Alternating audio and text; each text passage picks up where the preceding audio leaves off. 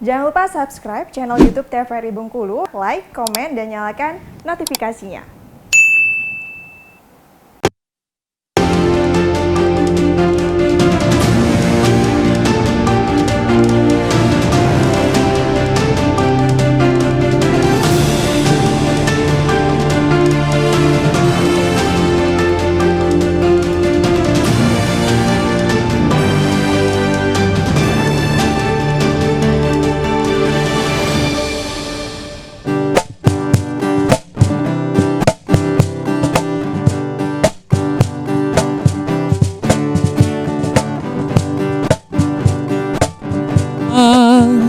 Pemilu akan diselenggarakan kembali. Ayo pilih seseorang yang berpengalaman, bahkan punya jiwa yang hebat. Hanya kaulah yang mampu merubah segalanya untuk masa depan. Berjuang ikhlas untuk kesejahteraan kita semua. Saatnya satukan suara, pemilu akan diselenggarakan kembali. Ayo pilih seseorang yang berpengalaman, bahkan punya jiwa yang hebat. Hanya kaulah yang mampu merubah segalanya untuk masa depan. Berjuang ikhlas untuk kesejahteraan kita semua. Berjuang ikhlas untuk kesejahteraan kita semua. Ya, terima kasih Bengkulu Project dengan judul lagu Dukung yang Tepat. Dan Assalamualaikum warahmatullahi wabarakatuh. Apa kabar Anda, pemirsa TVRI Bengkulu? Semoga selalu dalam keadaan sehat dan masih semangat dalam menjalankan aktivitas hingga saat ini. Ya, pemirsa TVRI Bengkulu, senang sekali saya Afriko Zuhri kembali menjumpai Anda dalam program acara Berendo.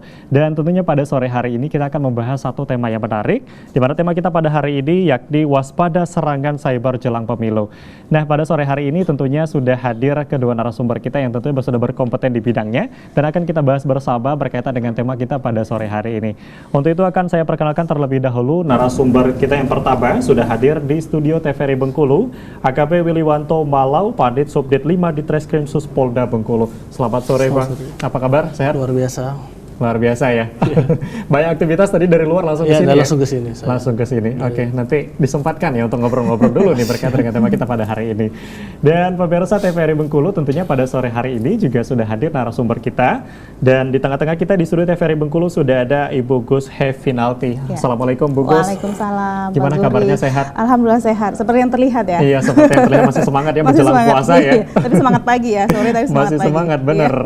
Baik. Dan pada sore hari ini pemirsa TVRI Bengkulu kita akan membahas satu tema yang menarik, di pada tema kita adalah waspada serangan cyber jelang pemilu.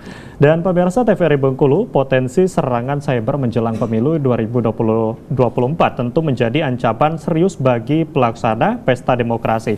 Nah, lantas seperti apa atau bagaimana mengatasi serangan cyber dari berbagai pola agar menciptakan pemilu yang bersih, berkualitas dan juga bermartabat. Dan tentu saja pada sore hari ini untuk membahas itu akan kita bahas bersama dalam dialog atau berendo di sore hari ini.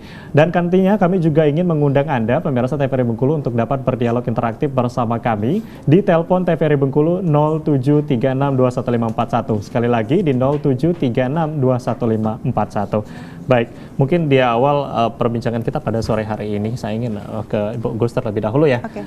Kalau dari Ibu Gus sendiri sebagai akademisi ini melihat seberapa besar sih potensi dari serangan cyber saat ini khususnya menjelang pemilu? Ya, saya melihatnya dari beberapa sisi ya. Yang pertama itu dari bagaimana penetrasi masyarakat Indonesia dalam penggunaan media digital gitu. Berangkat dari itu, Hotsuite di 2023 ya, di bulan Januari yang lalu itu mempublikasikan hasil penelitiannya bahwa saat ini 73,7% masyarakat Indonesia itu terhubung dengan internet. Jadi kalau kita melihat data ini dari 73,7 itu luar biasa gitu ya. Artinya dari sini kan peluang bisa kita potensi-potensi, maksud saya itu bisa diprediksi seperti itu, bagaimana penggunaan, kemudian bagaimana pula misalnya keterhubungan masyarakat, internet itu kan secara luas ya, keterhubungan masyarakat dengan media-media sosial gitu, itu sebagai pengguna ya. Nah 120 juta masyarakat Indonesia pengguna media sosial ini kan sebenarnya adalah bisa dikatakan potensi, peluang, bisa juga menjadi sebuah tantangan dan ancaman gitu.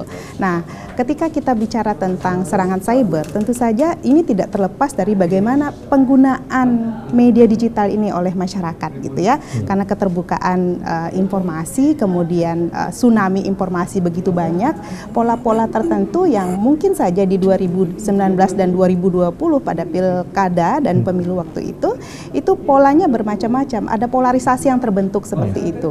Maka serangan-serangan cyber di sini kita melihatnya itu polarisasinya itu arahnya kepada momen-momen tertentu. Misalnya di 2023 momennya akan mendekati 2024. Jadi masa sekarang adalah masa-masa persiapan pemilu, kemudian bagaimana pemilu itu dipersiapkan berbasis digitalisasi, itu menurut saya sebuah potensi untuk dilakukannya atau kita temukannya sebuah serangan-serangan cyber ini. Ya, mungkin serangan cyber itu lebih dominan gitu ya, karena digitalisasi sekarang baik dari penyelenggara pemilu, KPU dalam hal ini, ada Sipol, kemudian ada Sidali segala macam itu juga bisa menjadi berpotensi untuk terjadi pemicu seperti itu. Artinya kalau kita melihat untuk di tahun ini menjelang dari pemilu ini justru menjadi pemicu dan juga sudah menjadi momennya gitu ya. Banyak mungkin cyber ini sudah boleh bermunculan gitu ya. Mungkin kalau kita melihat dari pengguna tadi disampaikan ya, untuk sosial media atau informasi yang mudah sekali menyebar. Namun untuk saat ini menjelang pemilu justru mungkin cyber ini sudah mulai melakukan aksinya lah, atau seperti apa gitu ya. Oke, mungkin dari Bang Malo sendiri. Nah, kalau dari Bang Malo melihat potensi dari cyber ini sendiri apalagi menjelang pemilu saat ini seperti apa? Jadi kalau kami ini memiliki beberapa ketentuan dalam hal yang cyber ya. Kita bicara cyber, kita bicara digital ya. Digital berarti adalah dunia digital yang itu dunia yang bisa diinteraksi orang banyak, bukan banyak orang. Orang banyak itu siapa saja bisa, bahkan dari anak kecil sampai yang sudah bercucu juga bisa. Bicara masalah black campaign, masalah di cyber, di sini potensinya sangat besar. Apalagi sekarang kita melihat ya, lagi viral masalah masyarakat maupun netizen ya. Netizen liar lah kalau menurut netizen tidak pernah lelah. Netizen tidak pernah lelah. Netizen liar yang dimana mereka mencakupi apa yang menjadi data pribadi, mungkin itu dibuat meme-meme ya, dibuat meme-meme. Sedangkan mereka netizen tidak memiliki data yang akurat ya, yang dimana mereka akan membuat suatu data itu menjadi data yang dinamakan netizen buzzer. Itu namanya buzzer ya. Buzzer itu merupakan lawan dia. Kalau dia misalnya kawan berarti kan dia kan pro. Nah, jadi ada beberapa yang kita pantau di sini. Fake account ini kan sudah banyak. Semua rata-rata itu apalagi menjelang kampanye bulan 5 penetapan ini, menjelang 2024 pesta rakyat ini yaitu pemilu, semuanya serentak. Apapun bisa dijadikan secara halal. Jadi banyak fake account sudah bermunculan, Bukan hitungan bisa kita hitung, tetapi sudah tidak bisa lagi kita hitung. Karena apa? Media sosial sekarang kita nggak bisa lagi untuk menutup. Kalau kita bicara take down, kita harus bicara juga adanya pelaporan yang harus kita tindak lanjuti.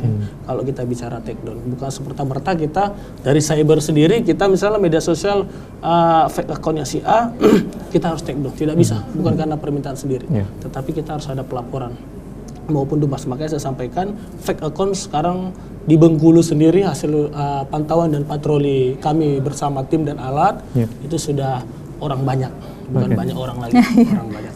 Jadi memang kalau kita bicara soal bagaimana potensi dari cyber untuk pemilu sendiri, ini pastinya berkaitan dengan dunia digital ya. Memang sensitif. Ini benar, sangat sensitif, benar sekali kalau kita melihat. Dan kalau kita melihat dari pola juga saat ini, ya mungkin perbandingan dari tahun pemilu sebelumnya di tahun 2019 dengan di tahun 2024. Apakah sudah ada pola-pola tertentu bagaimana cyber ini akan melakukan aksinya seperti itu ya di pemilu 2024? Mungkin dari Bu Gus terlebih dahulu. Iya, seperti yang disampaikan oleh Bang Malau ya, bentuknya itu pertama kalau menggunakan digitalisasi itu melalui akun-akun palsu gitu ya. Kemudian fake account. Kemudian dia juga basisnya itu adalah pada amplifikasi namanya. Jadi amplifikasi itu sebuah bentuknya buzzer ya, buzzer itu kan pendengung ya. Namanya buzzer itu pendengung. Jadi ketika itu sudah masif, kemudian diviralkan kembali dan dibesarkan, didengungkan, itu akan menjadi besar gitu. Padahal sebenarnya bisa jadi konten itu sendiri adalah konten yang dimanipulasi ya. Mungkin Bang Malau juga banyak mengalami seperti itu ya, hasil dari laporan masyarakat gitu. Konten yang kita lihat, apa yang kita lihat tuh sebenarnya belum tentu seperti yang disampaikan gitu. Ya, ada yang konten dipalsukan, ada yang dimanipulasi, kemudian ada yang difabrikasi. Misalnya fabrikasi itu dulu terjadi 2019 juga ditemukan. Kemudian sekarang ada lagi gitu dengan menggantikan caption. Atau bisa jadi itu dilakukan atau terjadi di tempat yang lain di luar negeri sana, tetapi itu diklaim terjadi di Indonesia misalnya. Itu banyak sekali. Maka kalau kita melihat dari jenis-jenis disinformasi ya, kalau saya lebih kepada pendekatannya ke disinformasi, misinformasi di masyarakat, itu bentuknya bermacam-macam gitu. Artinya dalam saat ini literasi masyarakat itu kan juga harus dikuatkan, bahwa ketika menerima sebuah informasi yang beredar di media sosial, misalnya khususnya untuk yang dalam tanda kutip itu adalah memojokkan ataupun menjatuhkan, itu mesti kita pikirkan, atau daya kritis kita untuk berpikir tuh apakah memang benar seperti itu, sehingga kita tuh tidak menerima langsung apa yang kita akses seperti itu. Bisa jadi itu adalah konten-konten yang dimanipulasi, bukan konten yang sebenarnya.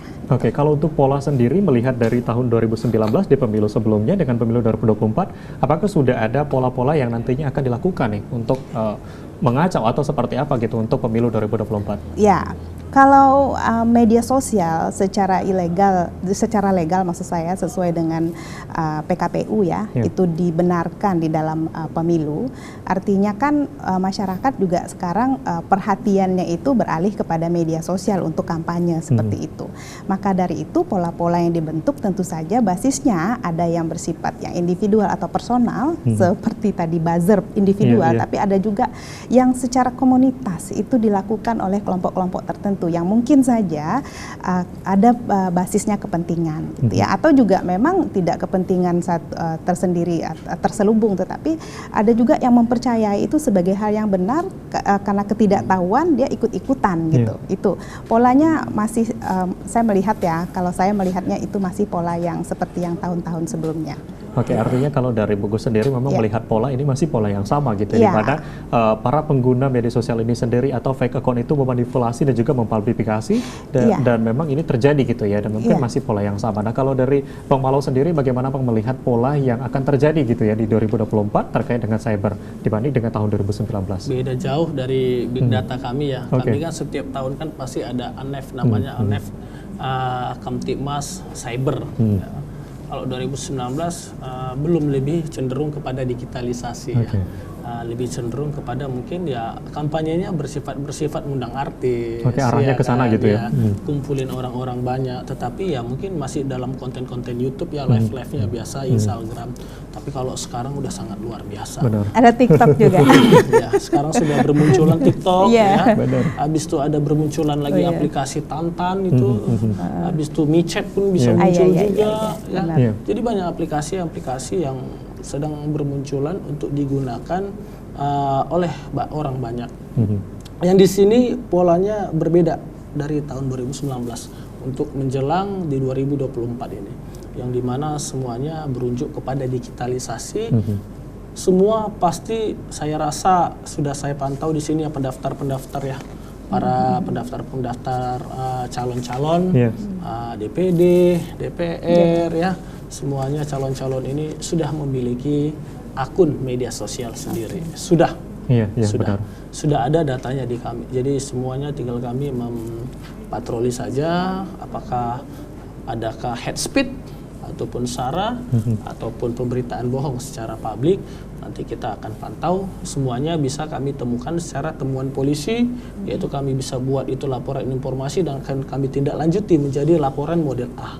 Itu temuan kami sendiri. Bukan karena harus ada laporan dari lawan pasang, tetapi bisa kami tindak lanjuti sendiri hasil temuan kami sendiri.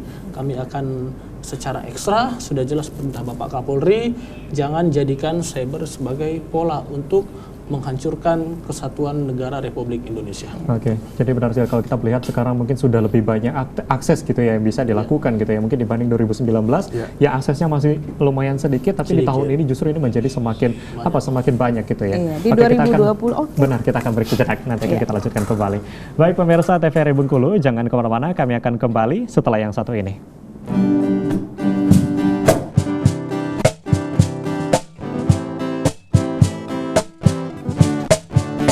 Saatnya satukan suara, pemilu akan diselenggarakan kembali. Ayo pilih seseorang yang berpengalaman, bahkan punya jiwa yang hebat. Hanya kaulah yang mampu merubah segalanya untuk masa depan. Berjuang ikhlas untuk kesejahteraan kita semua.